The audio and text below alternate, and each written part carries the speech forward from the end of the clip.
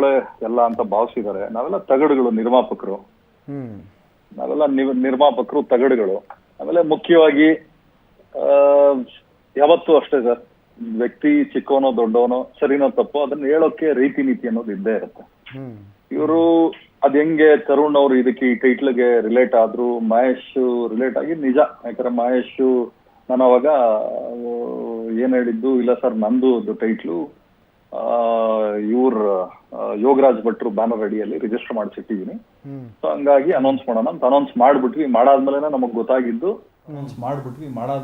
ಗೊತ್ತಾಗಿದ್ದು ಅಷ್ಟರಲ್ಲಿ ಟೈಟ್ಲು ಮಹೇಶ್ ಹತ್ರ ಇಲ್ಲ, ಅದು ಎಂ ಜೆ ರಾಮಮೂರ್ತಿ ಅವ್ರ ಹತ್ರ ಇದೆ ಅಂತೇಳಿ. ಕೊನೆಗೆ ದರ್ಶನ್ ಅವರೇ ಕೂತು ಅದನ್ನು ನೀವು ಇದನ್ನು ಕೊಡಿ, ಅದನ್ನು ತಗೊಳ್ಳಿ ಅಂತೇಳಿ ಮಾತಾಡಿದ್ರು. ಹೌದು, ಆದರೆ ಈ ಟೈಟ್ಲು ರಿಜಿಸ್ಟರ್ ಆಗಿದ್ದು ಅವತ್ತಿಗೆ ಪ್ರೇಮ್ ಅವ್ರದ್ದು ಕತೆ ಡಿಸ್ಕಷನ್ ಆಗಿತ್ತು, ಒಂದು ರಸ್ಲಿಂಗ್ ಸಬ್ಜೆಕ್ಟ್ ಅಂತೇಳಿ. ಅವ್ರಿಗೆ ಅಂತೇಳಿ ಕಾಟ್ಯಾರ ನಾವು ಮಾಡಿಟ್ಟಿದ್ದು. ಬಟ್ ಇವತ್ತು ಅಕ್ಕಪಕ್ಕದಲ್ಲಿ ಇವ್ರು ಹೇಳ್ದಂಗೆ ಹ್ಞೂ ಅಂತ ಇದ್ದಾರೆ. ಬಟ್ ಅದು ಎಷ್ಟರ ಮಟ್ಟಿಗೆ ಸರಿ ಅನ್ನೋದು ನನಗೆ ಗೊತ್ತಿಲ್ಲ. ಯಾಕಂದರೆ ನಿಮಗೆ ಗೊತ್ತಿದೆ, ಅವರೆಲ್ಲ ತುಂಬ ದೊಡ್ಡ ವ್ಯಕ್ತಿಗಳು, ನಾವೆಲ್ಲ ಸಾಮಾನ್ಯ ವ್ಯಕ್ತಿಗಳು. ನಾವು ಅವ್ರ ಸರಿ ಸಮನಕ್ಕೆ ತೂಗಲ್ಲ. ಸೊ ಅವರೆಲ್ಲ ತಗಡು ಅಂದಮೇಲೆ ನಾವು ತಗಡುಗಳೇ ತಾನೆ. ಅವ್ರು ಹೇಳಿದ್ದೆಲ್ಲ ಆಗ್ತದೆ ಅಂದಮೇಲೆ ನಾನು ತಗಡು ಅಂತ ಅವ್ರು ಹೇಳಿದ್ದಾರೆ, ನಾನು ತಗಡೆ ಏನು ಮಾಡೋಕ್ಕಾಗ್ತದೆ.